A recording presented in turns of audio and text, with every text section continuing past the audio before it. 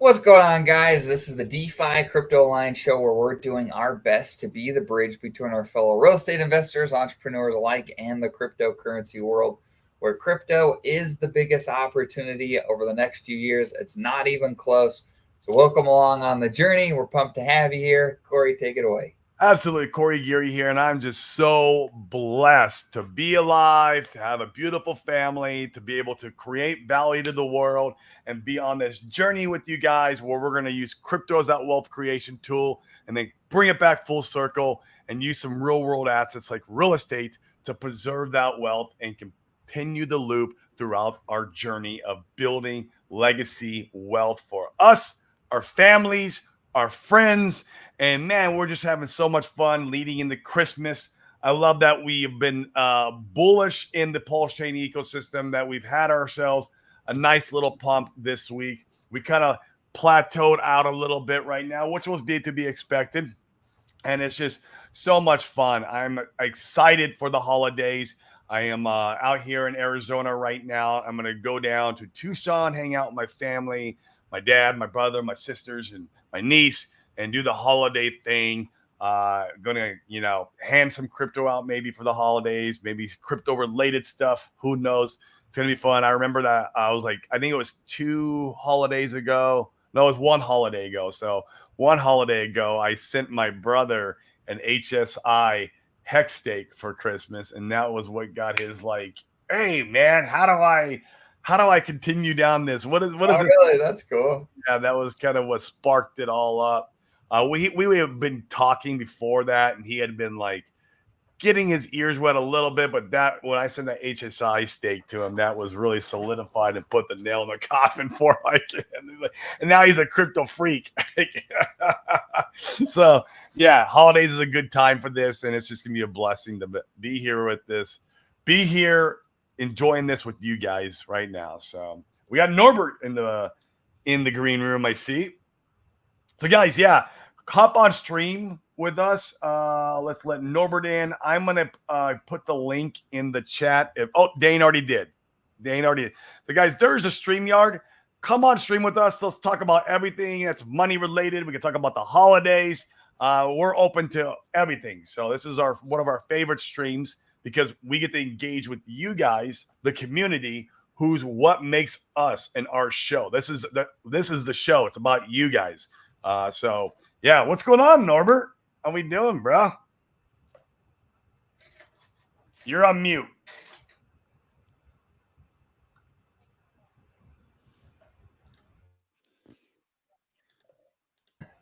We got Money Gang, who he's trying to connect. We got Norbert, who's muted. Dane, can you hear me okay? Are we still good? Yeah, I can hear you. Can you hear me? Okay, yeah. I was just making sure it wasn't on my end. Because Bad internet seems to follow you like a storm cloud. Dude, literally the rain followed me too. It's been raining here in Arizona all day today. They cold rain, which we don't have in Puerto Rico, but it's been raining regardless. I'm like, holy crap. The rain followed me to Arizona. Well, I've got a topic I want to start off today with. Man, so I watched crypto is such an interesting rabbit hole where I feel like you come for the gains, and man, you learn a ton along the way for just paying attention. And one of the things that I watched this morning, Sami was talking about. I think it was one of his more recent videos. He was talking about how, and he's been talking about this for a while, how essentially, there we go. Can you hear us, Norbert? Yeah, thank you. Sorry. Technical issues. Yeah, what's up, guys? There we go. Hey, Stefan. Gotcha. Sorry, my camera's having some issues, but yeah, carry on. Not a problem. Yeah, so give me you guys insight. So Sami's talking about how, and this was fascinating, how the United States, one of their biggest blunders, the government feels like, was letting the price of gold get out of control. When the gold ETF came out, gold went parabolic, and gosh, it was like crypto gains. Gold did like a 30x in a relatively short time frame, if I'm not mistaken. And so they don't want that to happen again. And specifically, if you need to keep a fake fiat Ponzi system alive. Well, what do you need to do that? One of the big things is you need to be able to control the price of other assets so that your paper money doesn't get absolutely destroyed like we've seen time and time again historically. You need to be able to control other systems. And the best way to do that is to have a mechanism or a third party, a conglomerate that is not the government, but one that you control, aka BlackRock, that can go in, that can own these things, and that can manipulate the price however you see fit in accordance with in relation to the dollar in order to keep the stuff alive. And so Sami's video that I watched earlier was talking about how essentially the Bitcoin ETF, it's a cash in, cash out deal. So it's essentially like fiat that represents Bitcoin value. You're not actually getting real Bitcoin. That's the Trojan horse for BlackRock, aka the governments and the powers that be, to come in and control crypto, to be able to even potentially send it. You could send a price, get everybody in. It's a bait and switch tactic, and then destroy the price. And then it's like a false flag where you can come out, you could say, hey, citizens of the world, isn't this crypto thing so terrible? Look how you all got screwed. We either need to get rid of it or have a lot more legislation. We're the ones that can keep you safe, not you. You shouldn't have your own access to your own wallets and self-custody. We will keep you safe. And man, like it's just it's an interesting thought process to consider. What are your guys' thoughts on that? Do you think that's real? Do you think there's legs to that theory, or do you think that's just another theory that's not accurate? Another tinfoil hat theory that always Conspiracy theory. That's what I'm looking for. Yeah, conspiracy theory that always comes true. When the conspiracy theorists get laughed at, you literally years down the road they end up being like fortune tellers. Right. So, I mean, I'll only add one piece of the content, and then I'll let Money Gain Norbert say. I would say it's the latter that you were talking about, Dane. It's to have the control over the asset, not so much to abolish the asset, because I think they see that there's too much money, and they see which direction, how the growth is propelling in this asset class. And so they just want to make sure they can control it and get the legislation, get the, all the regulations surrounding around these asset classes. And it could very well happen the way you said, like, oh yeah, they pump it up and crash it, and then they scare mom and pop, and they get a lot of regulations surrounding it. And then it turns into like a gold asset that only goes up. I don't know what gold does every year anymore. It's like 2% a year. Nothing, yeah. If even that, like that's what ended up happening with the assets they control, like Bitcoin, Ethereum, or anything else. So, I mean, that's what I foresee happening. I mean, I don't know if it happens in this cycle or not fully, but they could definitely crash the price of Bitcoin this cycle for sure. So right. Yeah, it will be interesting. What do you think, Money Gang? Yeah, I saw what was being said. It was off of Max Kaiser's theory, and yeah, it does look like it's coordinating to a cash in, cash out ETF. The only other thing I would say as well, so we have to take that into account, and then we also have to take into the Ethereum ETF, which will be the deadline for that is May 2024. So that is the other one. Are they going to take the same approach or the same thing when it comes to the BlackRock ETH ETF? So I see where he's coming from. I see and I don't know. I mean, are the Bitcoin guys going to accept that if they see it in the paperwork, or are they going to accept that if it's a case where it's not a real spot ETF? Max is a pretty big voice within the BTC community. So I do take that into account, but it doesn't surprise me. I think about it, and I think about like the US government. I don't want to shit on your country, guys, but I think about the worldwide plan. I think about the worldwide plan of and it wouldn't surprise me. I wouldn't be surprised if they're trying to do what they did to gold previously. Agreed. Yeah, agreed. What do you think, Norbert? Yeah, really well said, Stefan. And I watched recently your shows as well, but you explain a lot of things.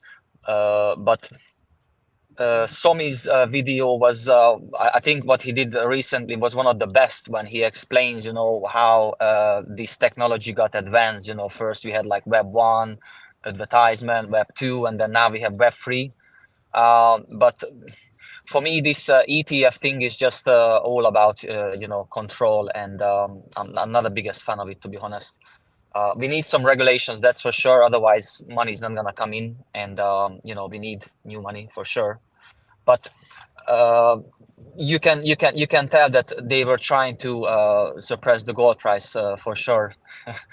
It's like in these economic times when everything just gets out of inflation, hyperinflating pretty much, and then you have the gold price around $2,000 hovering. It just doesn't make any sense. But if you connect all the pictures, all the dots together, it just doesn't make any sense. And I strongly believe that 2024 is going to be a painful year, because now if you see the stock market rallying like so fast and so hard, why is that? Like nothing has changed significantly. I don't see, I live in the United Kingdom, I don't see the productivity going up like to the sky like that, but then the stock price is going up crazy. And this is all down to this new information that some people say that probably next year we're gonna have 3 to 4 rate cuts, because the report is going back to the Fed that the unemployment is started rising and productivity is dropping, which is not good for the economy, and business owners are moaning. The numbers are not hitting it. So now they realize that if they want to avoid this catastrophic, collapse, they have to cut the rates, which, the smart investors are like, oh, okay, if you're going to cut the rates, that means you're going to print more money. Then we need to start buying things now at the low prices or at the current prices. And then probably next year when the others coming into the picture, they're going to start buying after us, which is completely artificial. And I strongly believe that we're gonna see the pain for sure. Yeah. In fact, in respect to pain, I was watching. Corey, did you see Colin's new video with the inverted yield curve? It's like a 10-minute video. I think he posted this morning. So nah, not a new one. I saw the other guy that you posted in our group. I watched that one, but yeah, I haven't watched Colin's new one. Colin reposted that one. That's where I found that. Oh, so, okay, yeah, okay. I watched a video last night that essentially they had some really in-depth research around the yield curve inversion in the markets and how quickly that may lead to a recession, starting to see the stock market and different things correct. And there are some examples where immediately, like yield inversion. And immediately there was a crash, and then you saw others that took somewhere more than a year, but on average it was do you remember, Corey? I think it was 5 months, right? So on average it was 5 months, which theoretically, I mean, that would put us in February next year if that average played out, and if the more bullish, like 12-month scenario played out. That only gives us 9 more months, theoretically, before the economy takes a crap. And, I think I can tell you this, that if I was not plugged in with you guys, I absolutely would be around tripping bags this time around, just because I wouldn't be paying as close attention. But I think we're positioned for a rally early next year, and then I don't know if the game is going to last very long this time. I would say that the one thing, I feel like the more we travel through time, the smarter or the more clever, I guess, the Fed gets on creating the Ponzi and keeping it alive and keep on printing the money. They know how to. They're getting better and better at kicking the can down the road. Not that the recession's not coming, and not that it can't be catastrophic or whatever. But they're doing so well now at controlling on how to push the pricing where they want to go. Like when the COVID thing happened, they played that so perfectly. They knew exactly how to play it. Yeah, I don't know if it's going to play out exactly how they're saying it is. I mean, I could easily see it go into 2025. I can. Now, will it? I don't know. Can it crash in February? Absolutely. Absolutely, it could crash in February. Absolutely, it could crash in Q4 of 24, and absolutely, it could crash in 25. We just need to keep our eyes open, our ears, keep on listening because it can happen, man. I think they've gotten better though at kicking the can down the road. And next year's a presidential election. With that coming up, they're just not going to want the economy to go completely in the shitter in February, and it could. And then maybe that's the reason why they kicked Biden out of House. That could be it. And so, but it's just less likely, in my opinion, that happens. But we don't know nothing. Do you guys want to know a little hot tip as well? So one of the persons that I love following is Nancy Pelosi's stock tracker. I would recommend everyone go on Twitter. Oh, that is a freaking brilliant idea. Now, let me tell you, she's just made her largest purchase in over 3 years, and she's bought about $5 million of NVIDIA calls, which have a strike price of $120, expiring on the 20th of December, 2024. Really? That's an interesting Yes. Bro, last how do I time that? she did this was beginning of 2020, right before COVID was announced and the whole crash came. Correct. She bought in early. Oh man, you guys coming with the secret? That is sauce fire. today. You have This is money gold. game. Any way you can drop that? Yeah, I'm gonna drop it right now. Yeah, Please. I want to, like, dude, whatever she's doing, like, bro, like that's money. Copy trader, yeah. Copy trader. At the very least, you can be in risk assets if you know she's in risk assets. Exactly. That woman is like the goat of trading. I swear. You mean Paul Pelosi. Paul Pelosi. If you're first in information, man, you don't have to be a goat of, genius, right? Yeah, the goat of insider information. That's what she's the goat of. Hey, Dane, to give you a little bit of hope back on what you were talking about, the regulation side of it. I don't know if you caught Ivan's latest video this morning, but he was talking about Arcana, or he was talking to Arcana is what he was saying. This protocol called Send It. You literally just have to have an email address and you can send crypto to anybody based off of email addresses. Wait. Whoa. Wow. So how does that work? That's a game changer. Go back to the 12-minute mark on his latest video they released this morning. Yeah, exactly. It's Yeah, just he like, talked about I this have morning. confidence we will innovate around anything faster than they can implement any legislation. Just like the internet did in the 90s. So I was useless to even try and clamp down on the internet because they would just continue to innovate around it. That's Right. a good point. I like. I think another good example is like torrenting with Napster. Like, you know, they made it illegal to download music, but you could never, you know, like there's never been a better time to download any content you could ever. How Grab many years? anything I want online. How many years going back into the 80s was what's his face? Johnny Case talks about it sometimes. What's his face was in front of Congress, and it actually is really good videotapes in the like early 90s to go watch. He's really smart. I cannot remember the rock band he's the head singer of. He looks nothing like he sounds. His IQ is freaking ridiculous. You know who I'm talking about? Have you heard about this? I'm not familiar. Do you know what songs he sung, or what was he? Oh, he's a part of a popular band. I'll link it. I'll put it on Twitter. I'll link you guys in it. Okay. Anyways, that went on for a decade before Napster ever came out. And by the time Napster came out, it then evolved into torrents. Like we all thought it was over after Napster, and it kind of was for a little bit. Evolved into torrents. It just evolved. Yes. It evolved to something better. When we thought it was over, it just got better. Like And that's all it torrents did. evolved into streaming. Right. you know. That's all it did. It went from VHSs and Blockbuster to CDs in the mail to streaming, and now that's yeah. Who uses a DVD anymore? Like we watched The Highest of Stakes last night. My brother came over, and it's like 2 clicks, and it was on my TV. Like it was the most convenient thing. You know, back in the old days, man, I'd have had that even with Netflix, I would have had that pre-ordered The Highest of Stakes from Netflix to be sent in the mail if Netflix was carrying it.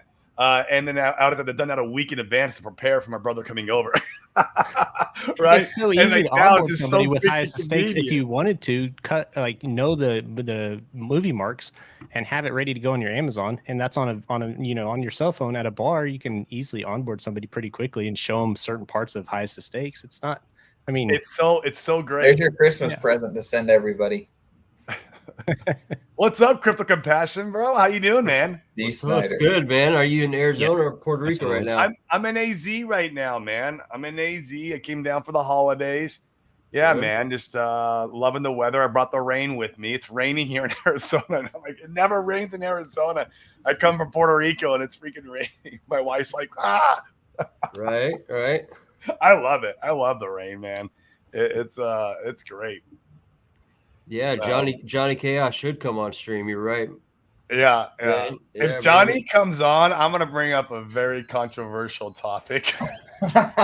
You got to come on now, Johnny. The one that we were talking about in the green room, Dane. I wanna bring that up if Johnny comes on because Johnny's an OG. I think we should bring it up either way. Johnny's an OG, and so like I would love to hear his take on some of these things. And You got an elephant in the room.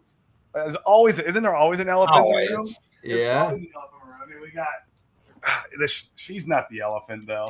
Say hi. Oh, Say hi. hello. Yeah. That's crazy. Well, I got a good feeling. I know what you're talking about, but yeah. Yeah, it's I guess we can go ahead and talk about it, Dane. Yeah, do it. Let's do it. So we don't name any names, but yeah. We're not gonna name names, right? We're not gonna name names. But I have reference points from a few different people. From like I just know, right? Like I'm pretty integrated in the community now. Even been out in Puerto Rico, that helped a lot of getting like integrated with a lot of these OGs, right? Like I was over at Big K's house for Halloween. Big K is not part of this, by the way, so I'm just giving you an example. But there are OGs, even one that I know of that lives in Puerto Rico. There are OGs that cheated their bags for Titan X. Yeah. Completely cheated their bags. whole It's bag. like I would love to know what like Johnny Chaos's thoughts are on that. I would love him to come on and talk about that if he wants. If you don't want to, totally cool. I get it. I'm not going to name names. I know I had a conversation with one of those prominents just last night, and it was pretty much all in. I mean, you guys heard my take on it. I've got a little lottery play over there that I'm doing, and that's fine. It's like it's what it is. Like I do the whole Sami thing. You guys watch. I love Sami. You guys probably follow Sami. He does like the 90 or 95% core, and then he has like 5-10% lottery. And that's exactly how I do my portfolio. And when I do the lottery, I always put new money into crypto to play the lottery games I'm playing. Like for example, I did Zen. I mean, I did it. I'll admit to it. I did stupid Pulse Bitcoin. I wish I didn't do that. That was my worst lottery was Pulse Bitcoin. And so I do these sometimes, and but I have my core, and I don't sell my core to go into the lottery. And so it's interesting how I'm hearing about it all over the place, and from multiple sources. I heard about it, a week ago about an OG that I was just like, wow, they're leaving the system, and maybe that's the rinse we need, because I've even heard Sami talk about it. It was like, some guys Redistribution. it's a new shiny thing. They're going to watch green candles. They're going to go chase that green candle, and they'll chase the new shiny thing. And then they leave behind, and that's when that thing can actually perform and start doing what it wants to do, because you just got rid of that weight. I don't know. It's a very interesting thought process, but some of these guys, you're like, man, I thought you were clever in that. I don't know. It's absolutely pointless selling at these prices. If we've been waiting for, okay, fair enough, they OGs, they came in early into the picture, and then probably they up, I don't know, 50x, let's say, but probably more than that. getting rid of the OGs whole. are up more than that. I mean, there's some that are up, still hundreds of X's. But getting rid of the whole thing just because of a new project is like, it's not. There was a mention before in one of the videos. Someone said that just because you're aware doesn't mean that you are smart. That is very true. That is very true. What it does for me now is like, on that note there, Norbert, is like, I think a lot of these OGs, they're just lottery winners. They weren't necessarily just clever or smart. They were lucky to be in the right place at the right time, and now they're chasing the shiny new thing. And they weren't smart investors. They were just lottery winners, and that could be it. I don't know. What's your thoughts, Money Game? Oh, good question, man. I know who you might be referring to. I'm not going to share names and stuff like that. I know who's in, who's out. I mean, I'll put a disclaimer out there. I have some bags in Titan X. Now, I do too. Yeah, I do too. Yeah, that's my lottery, though. It's my lottery bag. One of my lottery bags. But a lot of people are moving. Yeah, I got a couple gaming tokens, right? I got Zen Mints. I got that Stargate. I own a little bit of Stargate over on Ethereum. Like there's things I have. I don't talk about them all the time because it's not something I really believe in because they're just my lottery wins, right? I mean, ironically, I even have some ordinals as well. So yeah, Eric will love that. There's nothing. I got some Phantom. Yeah, I got loads of I got some Polkadot as well. So I get it.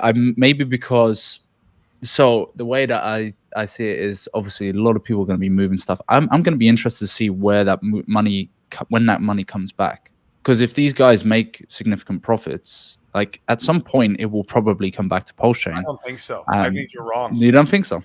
Nope. That'd be interesting. They say that.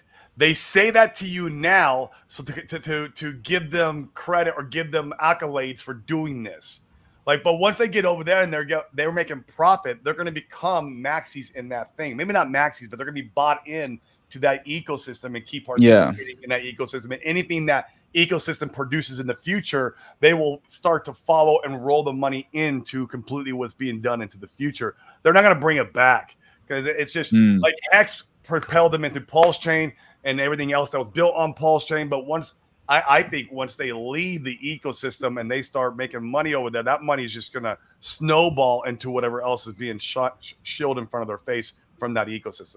They say that just to give you comfort. I mean, this is not a conversation. This is not a conversation that I've had with OGs or anything like that. It's more the fact that it is my assumption based off of the fact that I think when Pulse starts to rip late, which I think it will do, if you take like what happened with Hex, then there will be FOMO, like in anything. That could be true. What we got.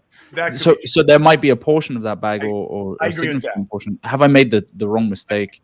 Yeah, that's one of the theses that I have in my head. But yeah, it's funny how it goes, right? Like it's ebbs and flows, really. You get people coming in, coming out, and if they've wanted to go completely out and be, I don't understand this maybe maxi mentality or this this craziness of like, I don't know, switching one team to another team to another team. You know, that's wild to me. Get over it. Yeah, there's nothing wrong with a little diversification. I get that, like I do. And I do it, right? And I've always talked about that on this show and admitted to it. I'm not a maxi, although the majority of my economic energy is in RH assets, specifically Pulse. That's my biggest bag. Second biggest bag is PHEX. I guess to play devil's advocate, they're banking on the SEC case not finishing up sooner than later. That finishes up like XRP's case did, where it was 2.5-3 years. Sure, but they're making a big. I mean, one of the big issues with that case is like there was literally Ripple was selling so much off the top. Even in the 21 run, they had $1.5 billion worth of sales of XRP exclusively. That's not taking into account any sellers with on the market, retail, whatever. That's just foundation. Just the foundation who is like ripping the price down. So when we talk about like, oh, it did a 10x from the SEC lawsuit coming against XRP to the top, or like 16x from their bottom to the top of that cycle, it's like, well, yeah, but there was hundreds of millions of dollars sold in the year before that, and then at 1.5 billion sold on the way up. So yeah, I don't know if, I mean, it's so low liquidity Pulse Chain right now, and it can rip. It's 16x for a multi-billion-dollar market cap with, you know, eventually they didn't listing it on centralized exchanges once the SEC hit it, and that was like basically the only place you could acquire it. We don't have that issue because we're been DeFi since day one, and it's wild to me. But to hedge against my bet, I built my bags where like if a 20x is all that happens, that's going to be still legacy wealth for me. Maybe not legacy, but it's going to be a lot of wealth, whether it even at 20x. If it goes more than that, great. But yeah, that's it's interesting because I think like you said, Money Gang. I mean, the liquidity is different. We don't have people selling on ahead, besides maybe some OGs, but they're getting out now. I mean, I just think the dynamics are way different than what XRP went through at that time. I could be wrong. I think our biggest headwinds, besides the RH, I don't think it's the SEC. I think it's what our conversation earlier was, is about if we do get a February recession. I think that's going to affect us more than anything, and that'll affect all crypto markets. But that's a bigger headwind to me than the SEC case, in my honest opinion, is what's going to happen with the stupid economy. And they're going to keep the Ponzi-nomics going on with the dollar all throughout 2024. I don't know. I don't know. I think that's a bigger concern. That makes me lose more sleep at night than the SEC case, in my opinion. It does, is what the hell they're going to do next year. And so, yeah, it's just interesting to think through. And, whatever the black swan is on the markets. Well, I mean, not actually a black swan if you're predicting it, but yeah, right. I mean, it doesn't have to be. Usually, it is a black swan that happens. Like, for example, when they broke the system last time around, that's when Lehman Brothers collapsed. That was kind of like the black swan event that happened after, and then everything just cascaded afterwards. So there is usually an event like that. You're right. And who knows? Yeah, who knows what it would be. It's kind of interesting how the markets reacted to the ledger hack as well recently. You know, we can tell that we're in a bull market when there's barely any change to the price with the ledger hack. That something like that would be a massive issue, you know. And even what happened with BSC, Binance, you know, I think the market changed to negative for a day, but barely even. Right. It was like either A, it was priced in somehow. Yes. Or B, right, we are in a bull market, because in a bull market, negative news doesn't affect you. And in a bear market, positive news doesn't affect you. So that's how you know when you're in those cycles. When do you think the retracement? Sorry to interrupt. When do you think the retracement is for Bitcoin? I'm expecting a decent retracement down. You know, I think it's when the ETF is approved. I think there will be a buy the rumor, sell the news. When the ETF is approved, we're going to see a massive sell-off. But then you're going into the halving, and it probably will line up with the charts on, like, because if you look at every market cycle, there's always a sell-off before the halving event. I think that's the catalyst, is the ETF approval. But it gets longer and longer. That's that period there between, you know, the peak and then it dips into the halving. That gets bigger and bigger every time too. This is very true. It's very true. So, I mean, just like Richard said last cycle. Retracement on Bitcoin, you know what I mean? Like a big dip in Bitcoin is like 10 or 20%, right? Like, I was going to say going down to 35, 30,000, yeah, 30, maybe 30,000. Yeah, I was thinking the same, around 30,000 as well. You touch 48,000 or something, and you go all the way back down to 30. That's a pretty big dip. Yep. I think 30 is that psychological level. That's the one they'll aim for. Yeah. Yeah, round numbers. Normally, people get emotional. It wouldn't last though a whole long time, I don't think. I mean, that's the beautiful thing about crypto is it moves fast. You go down there and you're hanging out there for a few days, maybe a week, I don't know, and then it's back off to the races again. So, you know, our more speculative plays like the RH assets, you know, it would probably take a hit temporarily. That might be your last chance to get in, even if we only get a 10x. Like, if that's like the worst case we get out of this, which I don't think it is, because we're not XRP, but that we only get a 10x, that'll be your last chance to get in before the 10x happens, probably. Right? I don't know. Like, for me, I mean, you watch Richard for, you know, all of the last cycle and in the bear. So here's the scenario that for me, now everyone, you know, like, go buy bonds, you know, whatever you want to do. Go buy bonds, go buy stocks, go talk to a financial advisor. Go talk to a financial advisor. They'll put you in something, earn 3% a year, right? I mean, like, for me, after watching Richard as long as we have, so here's the scenario where I'd be happy to sell out. Fire is coming. Yeah, here's a scenario where I'd sell off my RH bags. If Richard disappeared, there was nothing going. There's no developers in Pulse Chain. Nobody's building anything. Well, then in my opinion, the game's up. Like, it's time. He made it. That's great. We'll have Johnny bring the fire here in a second. Fire. Like those are signs that the game is up, in my opinion. Now, Johnny will have a varying opinion, I'm sure, here. We'll get it shortly. But, like, those are indicators we can look at to say, like, hey, something is mechanistically very different now. Richard's still engaged. He's still building. He's decentralizing everything. Builders are still building on Pulse Chain. We've seen people release, especially the big sacrifices. Like the guys have released products, whether you like them or not is neither here nor there. But there's building, there's activity, there's still marketing. Like I just haven't seen a lot of things that for me are really important change that make me want to go sell my RH bags. In fact, Corey and I have talked about it for months. We've been building ours. I feel like it's so undervalued right now. It's stupid. I DCA 3 days ago. I did like 30% PHEX and it was like 70% Pulse. I mean, and I'm planning on doing another DCA in January, depending on what levels we're at. But that's, I'm still continuing to build. Like I still have my confidence here, and that's my core. That is my core portfolio for this run. What's up, Johnny? What's going on, brother? Thanks for jumping on. I'm trying not to say anything. That's what I'm we trying love not when to you do. say something. You're If the most. if you guys want to go chase shiny objects, please do. Tap out, sell the whole damn bag, please. And you know what? Don't come back. Just There you go. Go forth. Because so this is what's funny to me, right? Everyone's like, Richard the SEC, Richard the SEC. Let me ask you something. How are these new projects going to fare when the SEC comes for them? Do they have $600 million in the bank that they can go to court and fight it out? I don't think so.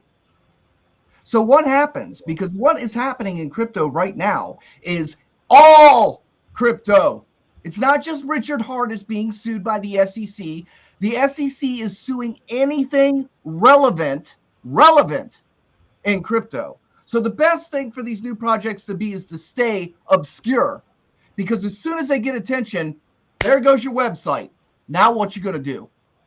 Because they can be court ordered to shut down their website. Do they have those externals so that you can download it and run it from your computer? No, they don't. So what do you do when their website goes down? It's so funny that people want to turn around and say, well, I'm going to go to the new thing because it's safe because Richard's under the eye. And the reason Richard's under the eye, because it's a relevant crypto. It's relevant. It got governmental attention because it's relevant. It's funny that Brian Armstrong and Brad Garlinghouse said it's a freaking rite of passage now to get sued by the SEC. Right. It's a rite of passage because it means you're doing something relevant in the space. And you know what? The only people that care about the SEC, guess who? It's the Hexicans. We dwell on it all the time. But what if? But what if? But what if? But what if? But what if it's a big ass nothing burger? Like I've been saying from the very beginning, something that's going to take years and years and years to even go through. And at the end of it, it's nothing but a fine. If anything, it's a civil case. People love to brew in this whole imaginary horrible scenario. Hex and Pulse are designed to operate regardless of what happens to Richard. From the very beginning, he said, if I go away, if I go to jail, if I die, it still runs. What happens with these other things if their founder gets arrested? Okay? What happens?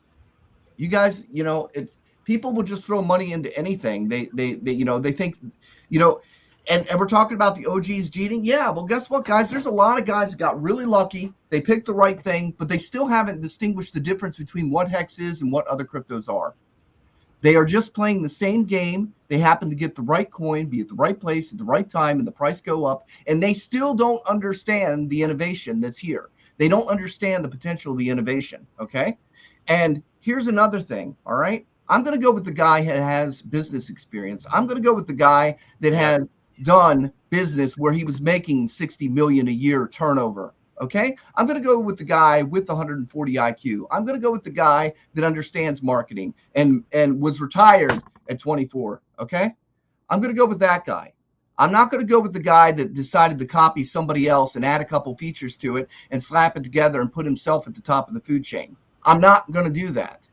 I'm so over that kind of bullshit. And, I went through and blocked a lot of people. When Zen came out, everybody got blocked because I didn't want to hear it. Well, how well did that work out for y'all? It didn't. Okay. But then it's the next thing. Oh, it's the next thing. It's been the next thing 20 goddamn times. All right. It's been the next thing 20 goddamn times. The first thing that came into the community was Hexy, and it split the community in half.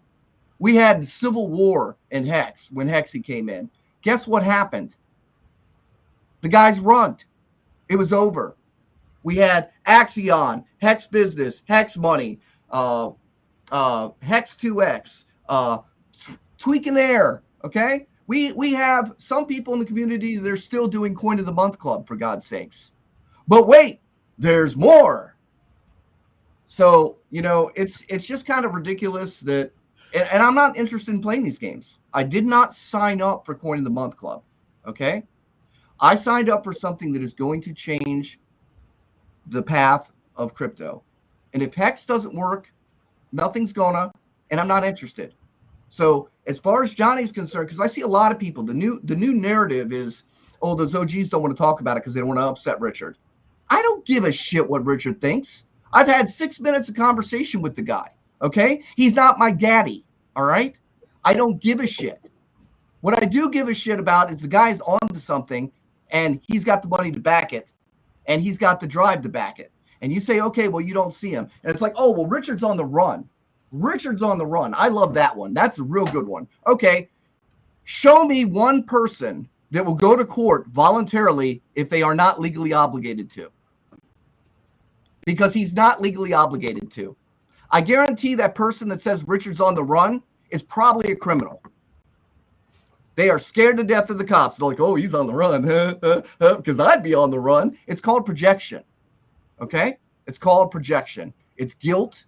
It's feeling that they've done something wrong and they'd be scared if they were in Richard's position. Richard has absolutely nothing to be scared of. He formulated this from the very beginning with a team of attorneys. The reason Hex took 2 years to launch is because it all had to be cleared with the legal team before it was even launched. He did everything within his efforts to make sure that it was in line with all the current security laws. Okay? And no, he is under no obligation until he is served to even make an appearance in court. And since they are out with witch hunt and burning everything down in crypto, do you really want to go, oh, hey, guys, I heard you were looking for me. Where do I show up? Where do you want me to go? Is that what you do? Nobody in their right mind. This is all bullshit. It's all bullshit with this Richard on the run bullshit. Okay. Are you going to court for a traffic ticket if you don't have a summons? If it could, you just walk away, man. If you didn't get summoned for it, most people would, right? So, I mean, what's the deal? Okay. Oh, we want you to show up here so you can pay us $12 million. Well, I don't have an invitation. And I really don't feel like paying the $12 million. So you know what? When you guys come back with your warrant, then, I'll deal with you. Okay. And that's what it comes down to, right? Nobody's going to show up and say, here's your payoff. If Richard were to show up and just pay a fine and walk away, you know what the narrative would be then? Oh, Richard will pay the SEC off. There is no win to this situation. People are going to spend it negatively or they're going to spend it positively, depending on their situation. And they're just going to keep touting this. But you know what I told people? Stop. Stop with the SEC. That shouldn't even flow out of your mouth. Because they are suing everybody, every relevant crypto, okay? And eventually, if these new things do take off, they'll get sued too. So you're not safe there. You think you're safe there, you're not. They have less legal representation, and they're not in a position where they're going to be able to defend, okay? Plain and simple. So good luck with that. All right, ran over. No, that was a fair take. We appreciate you sharing. What in fact, I haven't seen you talk about this, Johnny. I'm curious if you're willing. Under what scenario or pretense would you say, okay, I need to move on from these RH assets? Is there a scenario at this point? If this doesn't work, I will never touch crypto again. That's how confident I am. This is like when Bitcoin was made, it solved the Byzantine general situation. When Ethereum was made, it solved the smart contracts, okay? Actually made money programmable, okay? When Uniswap was launched, it created the automated market maker, okay? These are primary keys to the development of crypto. We had BBS systems, bulletin board systems, and now we have the internet. This is the same kind of progression, okay? And then when Hex came along, we actually had programmable yield, okay? A proof of work, proof of stake hybrid. This is a revolution, Okay, this is something new, and it's got the firepower behind it too. You're not going to build what he has built here, and the reason, and this is the funny thing. Okay, part of the reason Hex succeeded like it has is because of the resistance. The same resistance that other people are complaining about, and they're complaining, oh, you OGs, you don't want anybody to succeed. That same resistance that they're complaining about is what forged us in fire. Most of these things I don't even care to speak of because they're not even on my radar. I just don't care. Okay? And most people will just not care. These things are being marketed to a subset of a subset of a subset. The odds of them actually taking off is beyond, a fraction of a percent that they actually take off. Okay. Ethereum was a unicorn. Bitcoin was a unicorn. Bitcoin was a unicorn because it was the first of its kind. It had great limitations. You couldn't do anything with it. You couldn't program the money. If you have programmable money, you should be able to program it. Ethereum made it so that you could actually program and run smart contracts. All right. And then Hex actually utilized the function to create yield. So these are very important things. And if this does not work, then screw crypto. I'm out. I got other ways to make money. Right. Us too. I hate to see it go. Certainly. That'd be a lot of money. But I'm betting on the winning horse. Okay? I'm not just sowing seeds out there and hoping something grows. This is something that is actually truly innovative. And you know why it's innovative? Because it had received the greatest amount of resistance that any cryptocurrency in the history of cryptos has ever received. Literally, all the streamers hated on us day one. There were multiple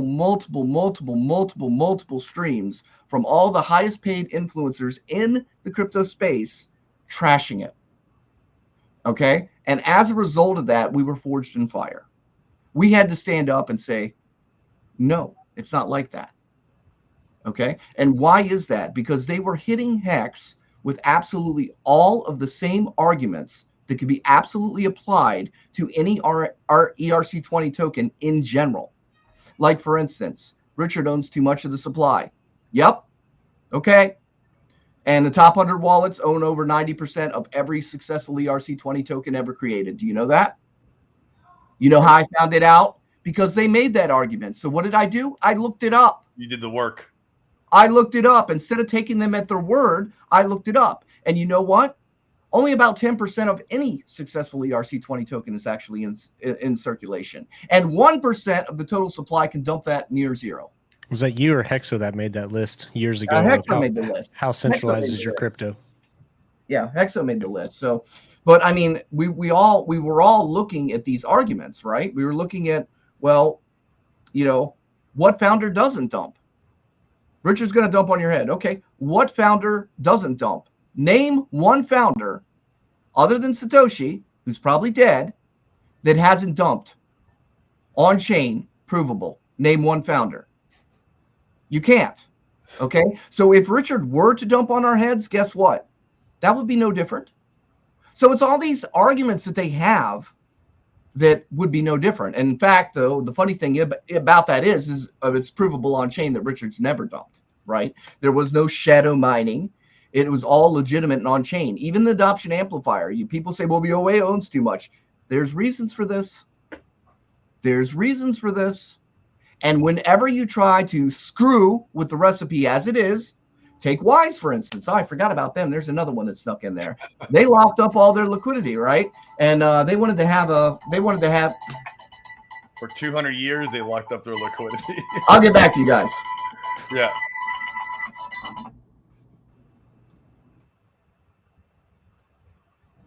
No, it's an interesting perspective, and I like who said that it was a refreshing rant. Oh, there we go. My mic's back. I think it's interesting to hear Johnny's perspective, and like I was saying earlier, man, like you go back and you watch, at least for me, you go back and you watch some of the early Richard Hart content, like just nobody liked the guy. And the end of the day, why do a lot of people buy Tesla? Well, they buy it because of Elon. Why do people buy, some of these other assets? Well, it's because you have a leader that people can rally around, and that people, At least for us, you that's know, how it's controversial. Yeah. And the controversy is good because it feeds the fire, you know, and you either stick or you don't. And that's what Johnny's talking about, the refining fire, right? And Dane, it's the same thing. Like when I invest in like in a real estate syndication, I know you heard guys been talking about this before. I'll interview the guy on a Zoom, and what I'm investing in is not so much like, obviously I want to know the numbers and I want to know the money I'm going to make. That's fun, right? Like I love that, but that's not what I invest in. Like when I'm stroking a check for like $250,000 to this guy on the other side of the screen, is because I'm investing in that guy because he has confidence. He knows what the hell he's talking about. He's maybe a little bit arrogant. He might be wearing a Rolex, and like it's showing me, okay, that instills confidence in me, and it makes me want to go in with this project with this this individual. I see he has a track record. He's done multiple syndications before and raised a lot of money, and I'm like, okay, and that's why I invest. And that was the exact same thing I saw in Richard Hart. That was the exact same thing I saw. He has the entrepreneurial mindset. He has that arrogance. The arrogance turns me on. I'm sorry, guys. That's what that part.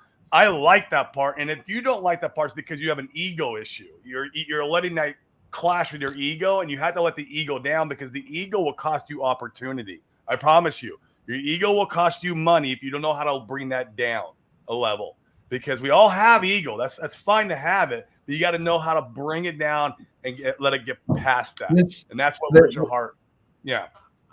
The thing is, Corey, it's like, look, all right, say you see somebody over there and they got a hot dog stand, they're making $2,000 a day. Okay. Everybody says, hey, that guy's making a killing. He's making $2,000 a day. Let's go over there and open a hot dog stand. Yeah. Next thing you know, you got 5 hot dog stands over there. Guess what? That guy's no longer making $2,000 a day. And then what do? They compete to sell the bottom because they're trying to undercut each other for everybody else's business.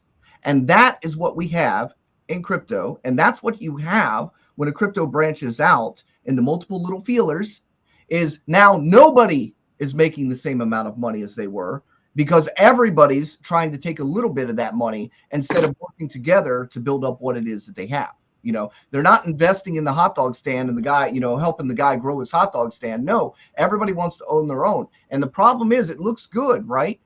But now that guy is no longer making the $2,000 a day. They're making a fraction of that, and everybody else is making a fraction of that. So what happens is you become diluted. You've been completely diluted, right? Right.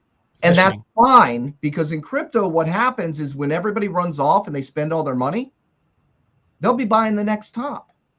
And that's what Money Gang was saying. They'll be buying the next top because they'll be coming running in and they'll have a lot less money and they'll be buying the next top, and then they'll bitch the whole time while they're riding it down. It's just how the system works, you know. Sure. But as far as cryptos, no, I was done with crypto until Richard came out with what he did. It is full of liars and cheats and thieves and backstabbers, and I'm not interested in that. I rather have a real life in the real world than have to deal with that kind of bullshit. And you know, and I had times where I went out of my way to go on other people's streams, and then they just talk shit about me. You know, it's like, why am I putting in the effort?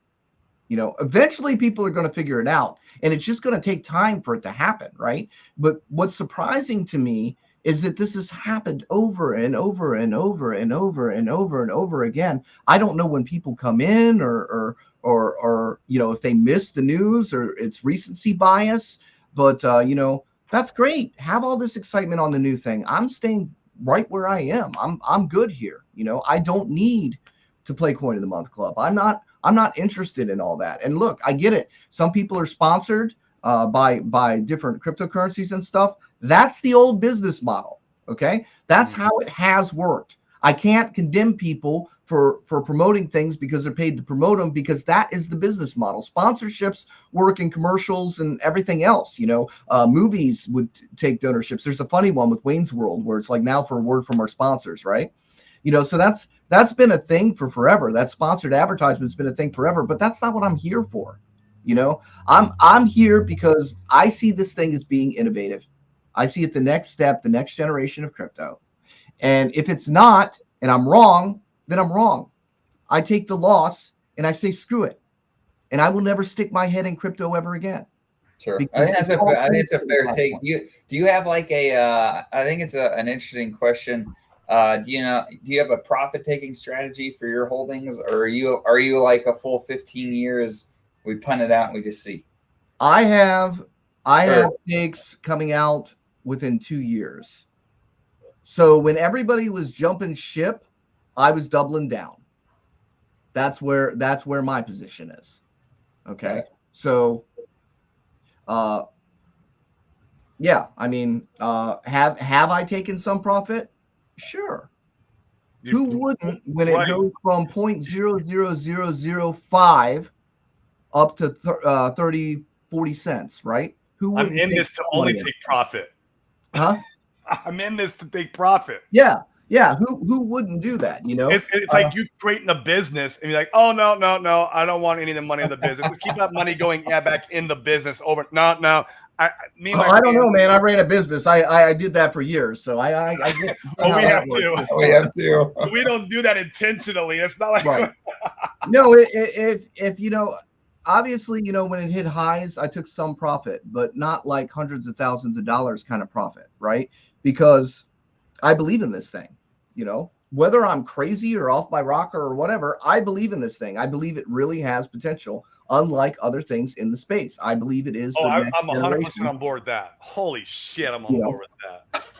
So I mean, that's just where I'm coming at it from. And yes, when I saw everybody leaving, that's when I was doubling down, because, you know, people are like, you know, well, Johnny, you know, I bought the top because you were talking about Hex. I've been talking about Hex for the past 4 years. It's not my fault everybody decided to buy when it was at 30, 40 cents, when they decided that all of a sudden now it's valuable, right? Because that's what happens is the price goes up, then people recognize that these things have value. And when the price goes down, people don't think it's worth anything. Well, you know what? Pawn shops make good money. The reason the pawn shop owner is rich and you aren't, because he knows when something has value and you don't. He knows what he can get it from you for, and he knows what you're willing to give it away for. And then, you know what? He's got all the time in the world to sit on his ass and wait for the prices to come to him. So it's a line of thinking. You know, when you get into something and you think, I'm going to do a quick flip, a quick turnover, you know, it never goes the way you think it's going to go. It never goes the way you think it's going to go. So you got to kind of plan for the longer term. Hey, Norbert. Internet back, issues Norbert. as usual. London. No, that was great, Johnny. We appreciate you jumping in. It's always good to have your perspective. We've been going for about an hour now, you guys. Is there anything, any last parting words anyone wanted to share? Anything you want to cover before we jump off, Corey? For me, just that we're still planning having Crypto Coffee on next week. I mean, we talking with him again. I mean, he lives out in PR with me now. It's really cool. So we got him coming on. We'd love to hear some of his takes and some of this stuff. It'll be fun. I'll be on the Hex conference, and we're trying to organize it where we will even have a 20-minute interview with our friend Robert Allen. Robert Allen's a real estate billionaire. He's done real estate his whole life. He's in his mid-70s. But we onboarded him into Hex and Pulse. So Maddie wants to see if we can do a small interview with him on the conference. I'm putting it together. It'd be really cool if we can make it work. He already agreed. Yes. It's about just putting the times, getting the time slots figured out. And then, so that'll be fun. So guys, tune into the Hex conference. Obviously Mighty Allen has a bunch of guys on there. It's gonna be an amazing time. That's in the beginning of January. I think it's January 6th, if I'm not mistaken, or something like that. But other than that, no, man, you guys have a happy holiday. This is Christmas. Spend it with the family. Try not to look at price charts too much. I know it's hard. My family, unfortunately, like my brother does crypto, my sister does crypto. So it's like, so we'll be talking crypto over Thanksgiving dinner, but in a good way. But spend time with your family. Make it an amazing Christmas. You all are blessed to be alive. Be grateful. Be thankful. We're in this amazing asset class. I'm truly blessed. Money Gang. Yeah, man. Thanks for having me on. And yeah, happy holidays, happy Christmas. And go buy Bonk. Go by the time. No, go by the Oh, good laugh. Good. You'll probably get trapped on Solana too if you do that. Right. Deserve Yeah, it. exactly. Yeah. Like a week, and you know the prices will be way down by the time you get back on there. Yep, absolutely. Appreciate you guys jumping in today. Seriously, it means the world. Thanks for you guys in the comments. Happy holidays. We'll catch you next week. Peace. All the best.